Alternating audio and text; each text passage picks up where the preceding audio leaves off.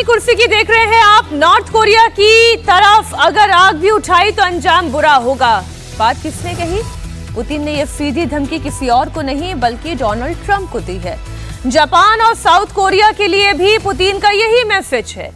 Ukraine के खिलाफ जंग में नॉर्थ कोरिया के तानाशाह किम जोंग ने खुलकर रशिया का समर्थन किया। यही वजह है कि पुतिन भी नॉर्थ कोरिया को सिराखों पर बिठा चुके हैं। शुक्रवार को रूसी विदेश मंत्री सर्गेई लावरोव नॉर्थ कोरिया पहुंचे। यहां पर उनकी मुलाकात किम जोंग उन से हुई। इसी दौरान सर्गेई लावरोव ने पुतिन का मैसेज भी उन तक पहुंचाया। अमेरिका, जापान और साउथ कोरिया तीनों कोरियाई प्रायद्वीप का जॉइंट एयर ड्रिल कर रहे हैं, जिसे नॉर्थ कोरिया खुद पर हमले के तौर पर देख रहा है। अब रशिया का कहना यह है कि नॉर्थ कोरिया का परमाणु प्रोग्राम जरूरी है, उसे आत्मरक्षा का पूरा अधिकार है। लेकिन अमेरिका, साउथ कोरिया और जापान सैन्य गठबंधन कर नॉर्थ कोरिया को डराने की कोशिश कर रही हैं, जो रूस कभी बर्दाश्त नहीं करेगा। आपको बता दें कि इस एयर ड्रिल में अमेरिकी बॉम्बर्स ने भी हिस्सा लिया, जो न्यूक्लियर वेपन ले जाने में सक्षम हैं। तो ये ड्रिल तो बहुत कुछ कहती है, लेकिन रशिया का इस तरीके से किम जोंग उन के साथ खड़े हो जाना, इतना स्ट्रॉन्ग अलायंस दिखाना, अमेरिका को सीधी सीधी चेतावनी दे देना, जापान को तो आप छोड़ दें एक बार के लिए, लेकिन अमेरिका को सीधी सीधी चेतावनी दे देना, ये गठबंधन क्या कहला रहा है? बिल्कुल सही कह रहे हैं आपने, बड़ी अच्छी तरीके से बताया कि एक गठबंधन सा बन रहा है जो रशिया, चीन, नॉर्थ कोरिया, ईरान, एक ऐसा गठबंधन बन रहा है बेलारूस के साथ मिलके। तो ये एक गठबंधन जो है ये नाटो और दूसरे देशों के अगेंस्ट, जो पश्चिमी देश हैं उनके अगेंस्ट खड़ा हो सके। लेकिन साथ में ये जो ट्राइलेटरल एक्सरसाइज चल रही है, यूएस, साउथ कोरिया और साथ में जापान के साथ, तो ये कहीं ना कहीं ये दर्शा रही है कि साउथ चाइना सी और इस ईस्ट चाइना सी के अंदर अपना दबदबा अभी भी अमेरिका रखना चाहता है और रखता रहेगा। और तभी बात चली थी क्वाड की भी। लेकिन यहां पे थोड़ी सी दूसरी बातें भी मैं करना चाहता हूं, क्योंकि इसको समझना पड़ेगा एक पूरे जियोपॉलिटिकल एनवायरनमेंट के अंदर। अगर आप अभी देखिए, रशिया यूक्रेन का युद्ध बहुत ही तीव्र हो गया है। नॉर्थ कोरिया के 30,000 के करीब सैनिक कुर्स्क एरिया में जाके लड़े थे, जो कुर्स्क रशिया का एरिया, लेकिन यूक्रेन ने उसको हथिया लिया था, तो उस पे लड़े थे और पूरा का पूरा एरिया को वापस रशिया ने अपने कंट्रोल में कर लिया और उसमें नॉर्थ कोरिया ने उनकी बहुत मदद की थी। साथ में अभी जो रशिया के जो अटैक्स रोज हो रहे हैं, वो ड्रोन्स 500 से 700 भेज रहे हैं, 13 से 26 मिसाइल्स, स्ट्रेटेजिक मिसाइल्स को लॉन्च किया जा रहा है और कहीं ना कहीं वो तबाही मचा दी है उन्होंने पूरे यूक्रेन के अंदर। इस समय ट्रंप देना चाहता है वेपन्स को। पहले तो अमेरिका ने मना कर दिया कि हम नहीं देंगे, हम पैट्रियट नहीं देंगे, हम 155 मिलीमीटर शेल्स नहीं देंगे, दूसरे एक गोला बारूद नहीं देंगे। लेकिन अब क्योंकि ट्रंप को लग रहा है कि वो बात नहीं सुन रहे प्यूटिन के साथ उनकी 1 घंटे की मीटिंग हुई थी, 1 घंटे की कॉल हुई थी, जिसमें उन्होंने ये कहा था कि आप युद्ध को रोक दें। तो प्यूटिन ने बहुत क्लियरली बोल दिया था कि ये युद्ध अभी मैं, जब तक मेरे एम अचीव नहीं होते, ये नहीं रुकेगा। और उसके बाद तो और भी तीव्र हो गया। अब अमेरिका देना चाहता है और ट्रंप ने कहा कि हम आपको आर्म्स देंगे, चाहे वो नाटो के थ्रू दें उनको बेच के या डायरेक्टली दें, पर वो आर्म्स देंगे। इससे किसको नुकसान होगा? इससे नुकसान होगा रशिया को। और दूसरी चीज क्या है, दूसरी महत्वपूर्ण चीज क्या है? ट्रंप ने यहां तक धमकी दी है कि जो एडिशनल सैंक्शंस लगाएंगे वो प्यूटिन के ऊपर, रशिया के ऊपर, हो सकता है 500% तक जो वो ऑयल बेच रहे हैं दूसरे देशों को, उन देशों के ऊपर ये टैरिफ लगेगा 500%। जैसे अगर भारत खरीद रहा है रशिया से, तो भारत के ऊपर लगेगा 500% टैरिफ। तो कहीं ना कहीं अगर ऐसा हुआ तो कई देश जो हैं वो नहीं खरीदेंगे तेल, और इससे रशिया की इकोनॉमी में बहुत मेजर इफेक्ट पड़ेगा, क्योंकि उनका ऑयल एंड गैस प्रोडक्शन एक महत्वपूर्ण हिस्सा है उनकी इकोनॉमी का। और अगर उस पर पड़ता है तो उनको उनकी लड़ाई की क्षमता पे कमी आ सकती है, और ये इनका रीजन है। अब रशिया उससे तिल लाया हुआ है, इस वजह से यह लावरोव को भेजा गया और इस एक्सेस को तैयार किया जा रहा है। यहां तक कि चीन ने पहले भी कह रखा है कि अगर कभी भी हमको तेल लेना है रशिया से, हम कोई भी किसी पे भी टैरिफ लगा रहा है, हमें उससे कोई लेना देना नहीं, हम तो रशिया से तेल लेंगे। तो इसका मतलब यह है कि अब जो विश्व है 2 की जगह 3 भागों में बट गया। एक है जो कि रशिया, चीन, बेलारूस, नॉर्थ कोरिया, ईरान, और कुछ सपोर्टिंग देश छोटे मोटे, और साथ में पश्चिमी देश, और साथ ही में तीसरा गुट है जो बीच में है, जैसे कि भारत हो गया जो कि स्ट्रेटेजिक ऑटोनॉमी फॉलो कर रहा है, या फिर पाकिस्तान के जैसे जो कंफ्यूज देश है, उनको समझ नहीं आ रहा कि वो इधर जाएं कि उधर जाएं, वो वाले देश है, वो दोनों से फायदा उठा रहे हैं। तो ये पूरी सिचुएशन इस समय है। और लैवरोव का जाना अलग अलग देशों में, अभी रशिया का एक और भी मेजर महत्वपूर्ण लिंक बना है सऊदी अरेबिया के साथ, और उस लिंक के अंदर उन्होंने कहा है कि जो रेयर अर्थ मटेरियल्स हैं शायद उनके प्रोजेक्ट्स जॉइंटली सऊदी अरेबिया के साथ वो कर सकता है। तो ये जो जितनी भी मूवमेंट चल रही है फॉरेन मिनिस्टर्स की, और ये जितने भी बनाए जा रहे हैं, ये अपनी सुरक्षा के हित के अंदर ये लोग देख रहे हैं। अब हम बात कर लेते हैं बिहार की। बिहार से वोटर लिस्ट रिवीजन को लेकर बड़ी खबर सामने आई है। बताया यह जा रहा है कि आयोग ने अपने सर्वे के दौरान ऐसे लोगों की पहचान की है जो रहने वाले तो म्यांमार, बांग्लादेश या नेपाल के हैं और बिहार में रह रहे हैं। चुनाव आयोग से सूत्रों के मुताबिक जो सर्वे में पता चला है कि इन लोगों ने आधार कार्ड, डोमिसाइल सर्टिफिकेट और राशन कार्ड जैसी सभी तरह के पहचान पत्र बना लिए हैं। इन सभी का नाम फाइनल वोटर लिस्ट में नहीं होगा। इधर चुनाव आयोग ने वोटर लिस्ट रिवीजन को लेकर जो लेटेस्ट डेटा रिलीज किया, चुनाव आयोग के मुताबिक एफआईआर का 80% काम पूरा हो गया। हंगामा किस बात को लेकर था कि कैसे काम पूरा होगा, इतनी जनसंख्या है, कैसे डोर टू डोर पहुंच पाएंगे, गांव कस्बों में पहुंच पाएंगे, बारिशों का मौसम है, कहीं पर बाढ़ की स्थिति है, ये इम्पॉसिबल है। चुनाव आयोग कह रहा है कि 80-85% काम हो चुका है और 25 जुलाई से पहले वोटर लिस्ट रिवीजन का काम पूरा भी हो सकता है। अब तेजस्वी यादव चुनाव आयोग के डेटा पर सवाल उठा रहे हैं। उनका सवाल क्या है, पहले आप वो सुने और उस पर फिर हम चर्चा करते हैं। खैर अभी बयान आ रहा है, उससे हमारे प्रोड्यूसर हम तक पहुंचाएंगे, लेकिन कह रहे थे कि नहीं हो पाएगा, डेटा पे काम नहीं हो पाएगा, समय बहुत कम है।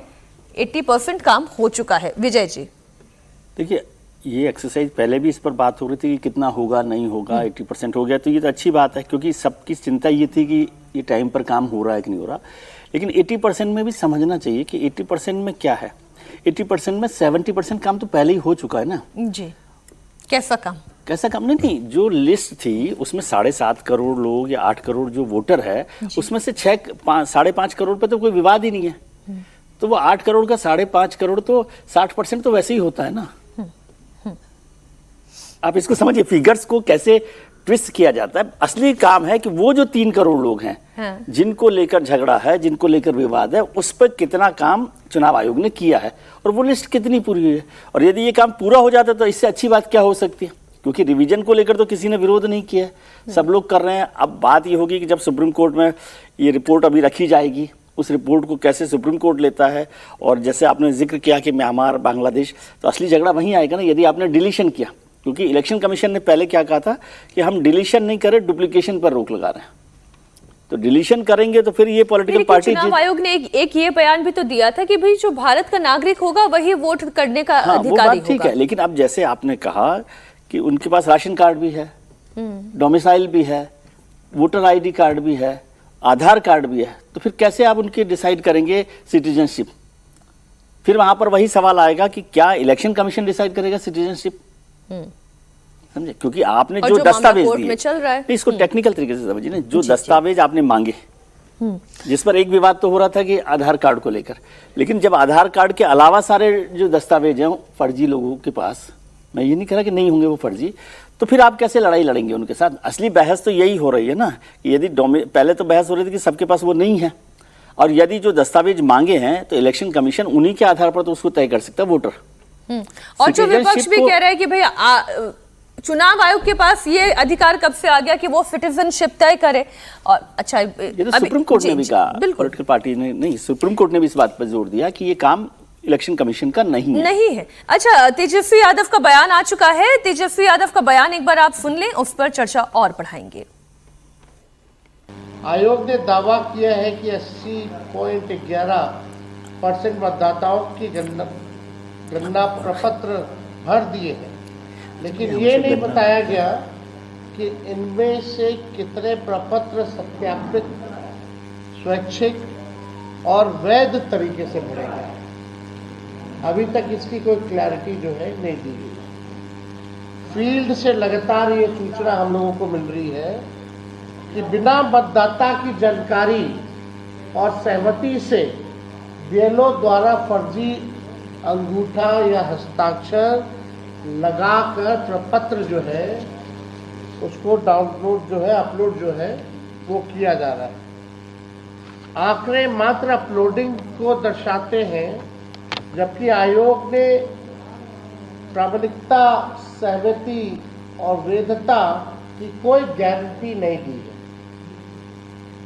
आयोग का 80% मतदाताओं द्वारा गणना प्रपत्र भरने का दावा जमीनी हकीकत से पूरी तरीके से विपरीत है। अब जो तेजस्वी यादव कह रहे हैं हर्षवर्धन जी, अब उसी पर बहुत सारे सवाल खड़े हो रहे हैं। वो ये पूछ रहे हैं कि भाई जो प्रपत्र भरा गया है वो स्वैच्छिक था भी या नहीं था, आपने ऑथेंटिकली सारी चीजें की या नहीं की। चुनाव आयोग ने कोई क्लैरिटी नहीं दी। अब ये क्लैरिटी कैसे मिलेगी? नहीं, देखिए, एक तो ये कि सचमुच राजनीतिक दल बहुत गैर जिम्मेदार व्यवहार कर रहे हैं। इस तरह से झूठ बोल के अफवाह फैलाना। आपके बीएलए क्या कर रहे थे? बूथ लेवल एजेंट आपके भी हैं ना, 40-50 हजार इनके भी हैं। सबसे ज्यादा आरजेडी के, सर्वाधिक तो बीजेपी के हैं, सर्वाधिक बीजेपी के हैं 55,000, फिर 47,000 के आसपास इनके भी। जो लोग विरोध कर, हाँ, जो लोग विरोध कर रहे हैं 47,000 के अब अगर हैं। आपके बूथ लेवल एजेंट हैं, आप खुद इतने दिन से एक्टिव हैं, अवेयर हैं सब लोग, तो ऐसा कैसे हो सकता है? दूसरा, जब आप कह रहे हैं कि स्वैच्छिक तौर पर नहीं दिया है, तो भला ऐसा कौन होगा जो अपने मतदाता पहचान पत्र के लिए नहीं देगा? मतलब कैसे, कौन सा ऐसा आदमी होगा जो कहेगा नहीं नहीं हम अपना मतदाता पहचान पत्र नहीं बनवाना चाह रहे हैं? ये तो हो सकता है कि आदमी बनवाने के लिए जबरदस्त, मेरे कोई डिटेल मैं नहीं दूंगा।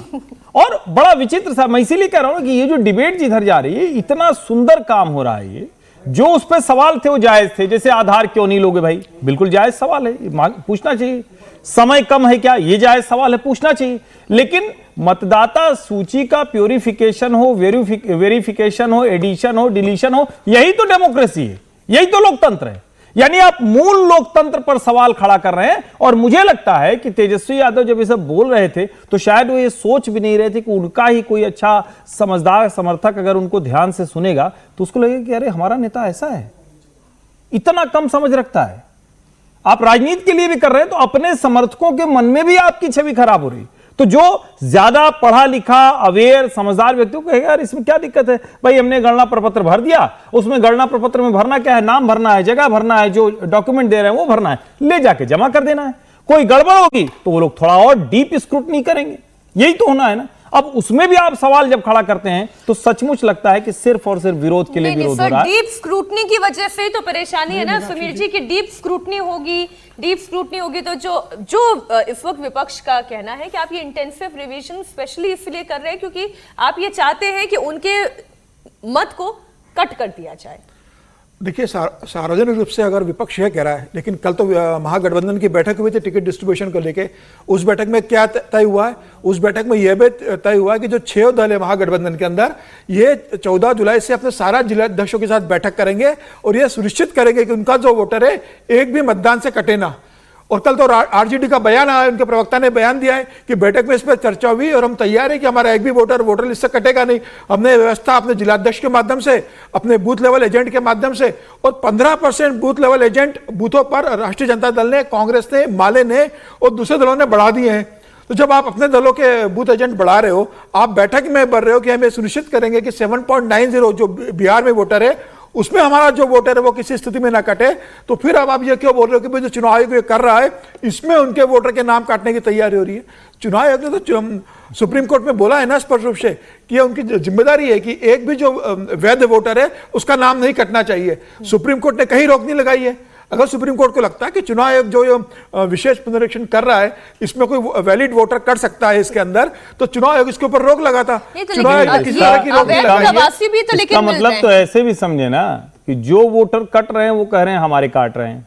कट कौन से रहे हैं? जितने घुसपैठियां हैं, जितने बेईमान हैं, जितने गलती से आ गए हैं, जो अवैध हैं, तो क्या ऐसे वोटर इन पार्टियों को वोट करते हैं?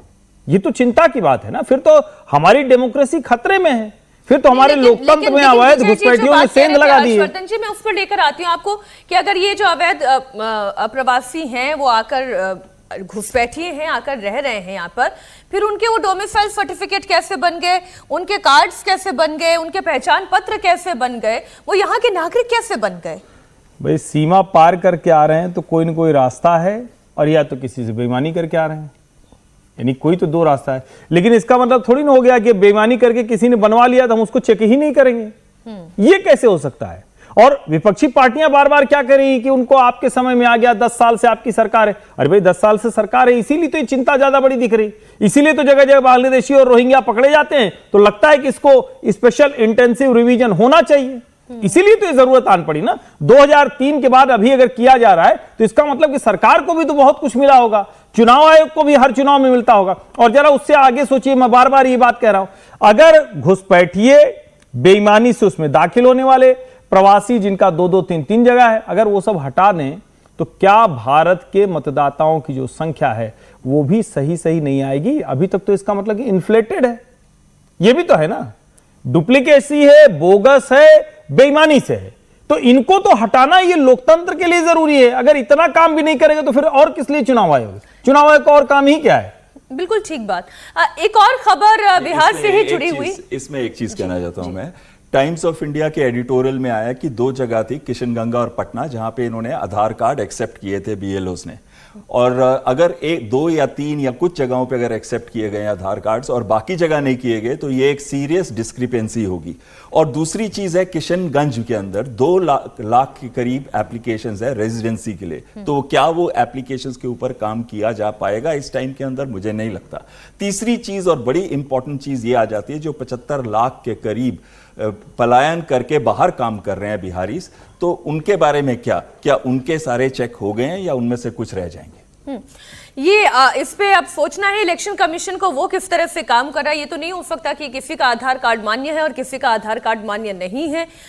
लेकिन बिहार के लिए जो इस वक्त एक और गंभीर परेशानी खड़ी हुई है वो ये कि वहां पर क्राइम का ग्राफ बड़ी तेजी से बढ़ रहा है। बैक टू बैक क्राइम ने सुशासन को संकट में डाल दिया है। अभी विजय जी हो सकता है कहेंगे आप सुशासन बोलते ही क्यों है, शासन ही आ जाए वहां पे, वही बड़ी बात है। नीतीश कुमार ना सिर्फ विरोधियों के निशाने पर है बल्कि उनके ही सहयोगी हमले तेज कर रहे हैं। हम बात कर रहे हैं चिराग पासवान की। लगातार बिहार में कानून व्यवस्था का मुद्दा उठा रहे हैं। गोपाल खेम का मर्डर के बाद से चिराग ये सवाल पूछ रहे हैं, लॉ एंड ऑर्डर को लेकर सीधे मुख्यमंत्री नीतीश को निशाने पर ले रहे हैं। और इसी बीच एनडीए के सहयोगी और केंद्रीय मंत्री जितिन राम मांझी ने चिराग पासवान को लेकर बड़ा बयान दिया। बड़ी खबर आपको दे दें, चिराग पासवान पर जितिन राम मांझी ने बयान दिया, चिराग भूल जाते हैं कि वो एनडीए में हैं। चिराग को उम्र और अनुभव की कमी है। 2005 से पहले का हाल चिराग ने देखा नहीं। नीतीश कुमार ने क्राइम कंट्रोल किया है। क्या कहा जितिन राम मांझी ने, आप सुने। चिराग पासवान जी हम लोगों के गठबंधन के वरिष्ठ नेता हैं, लेकिन वो भूल जाते हैं कभी कभी, इसीलिए मैं उनको कहता हूं कि कहीं लगता है कि अनुभव की कमी उनको है। वो भूल जाते हैं लॉ एंड ऑर्डर ऐसा आज नहीं ना है बिहार का कि एक अन्य मार्ग में क्रिमिनल और विक्टिम के बीच में समझौता करा करके रैंसम दे करके छुड़ाया जाता था। आज वैसा ना हो रहा है। आज तो यहाँ हो रहा है, देखे नहीं कि अभी उसने मारा खेमका को, कि क्या नाम था उनका, गोयनका को, तो उनके अपराधी को ठोक दिया गया। आज तक कहीं है किसी के राज में ठोका जाता था? उनको हो सकता है कम उम्र के हैं, 2005 के पहले की राजनीति उनको न समझ में आ रही होगी, इसीलिए शायद ऐसा बोल रहे हैं। चिराग पासवान दरअसल कह क्या रहे हैं लॉ एंड ऑर्डर को लेकर, पहले आप ये भी सुन लें तो उससे आपको कॉन्टेक्स्ट और बेहतर समझ आएगा। अगर बिहार में एक भी हत्या होती है तो सरकार और प्रशासन के लिए ये चिंता का विषय होना चाहिए। मेरे लिए चिंता का विषय है कि मैं जिस सरकार का समर्थन कर रहा हूं और मैं दुखी हूं इस बात से कि जो सरकार सुशासन के लिए जानी जाती थी, वो सरकार में अगर इस तरीके से आपराधिक घटनाएं बढ़ेंगी तो विपक्ष को तो बोलने का मौका मिलेगा ही। कहीं ना कहीं कहाँ चूक हुई है। विपक्ष को तो बोलने का मौका मिलेगा ही। विपक्ष से तो उम्मीद भी यही की जाती है कि विपक्ष तो बोलेगा ही, क्योंकि ये उसके लिए गोल्डन अपॉर्चुनिटी होती है। लेकिन सरकार में ही कोई सहयोगी अगर बार बार एक सवाल खड़ा कर रहा है, तब तो फिर ये पूछा जाएगा ना कि आप वाकई में सरकार के साथ हैं भी या नहीं है, जो जितिन राम मांझी पूछ रहे हैं। हर्षवर्धन जी, नहीं देखिए, जीतन राम मांझी इसको भी समझिए, बड़ी क्लियर कट वहाँ पॉलिटिक्स है। जीतन राम मांझी भले एक समय नीतीश जी ने उनको मुख्यमंत्री बनाया, एक समय में उनको कहा कि अगर हम न बनाए होते तो इसका क्या औकात था, किसी लायक था, सब कुछ बोल दिया था। लेकिन जीतन राम मांझी सहज होते हैं नीतीश कुमार वाले गठजोड़ में। गठजोड़ के अंदर का जो गठजोड़ है, यानी कोएलिशन विद इन कोएलिशन जो है, वो यहां काम कर रहा है। चिराग पासवान पूरी तरह से नरेंद्र मोदी और अमित शाह के अलावा किसी को कुछ नहीं समझते। उनको पता है कि हमारी जो राजनीति है वो कहां से चल रही। लेकिन अब इस सब से इतर अगर बात करें, मांझी जी चिराग पासवान पर हमलावर हों, चिराग पासवान नीतीश कुमार पर हों, यह राजनीतिक मसला हो जाता है। लेकिन क्या किसी नेता को अगर इस तरह की कानून व्यवस्था है तो उस पर बात करने का अधिकार नहीं? सवाल तो यह भी पूछा जाना चाहिए। इसमें आप सरकार में रहते हुए क्या गलत के खिलाफ बोल नहीं सकते? चिराग पासवान बोल रहे हैं तो बोलना क्या गलत ही कर चाहिए। अगर आप नहीं बोल रहे हैं तो इसका मतलब कि आप पॉलिटिकल सेंस आप में नहीं। क्या कोई भी व्यक्ति जिस तरह का हाल बिहार में है उसमें नहीं बोलेगा? भारतीय जनता पार्टी का कोई नेता है, कोई समर्थक है, खुलकर नहीं बोलेगा। अब लेकिन बोला तो उन लोगों ने भी। और मुझे लगता है कि चिराग पासवान की अलग एक पार्टी है या जिसकी भी अलग एक पार्टी है, वो कम से कम ऐसे मुद्दों पर अपने आप को एक जो अलग करके दिखाना, वो कोशिश तो करेगा ही करेगा ना। तो वो करना चाहिए, वही चिराग पासवान कर रहे हैं। ठीक।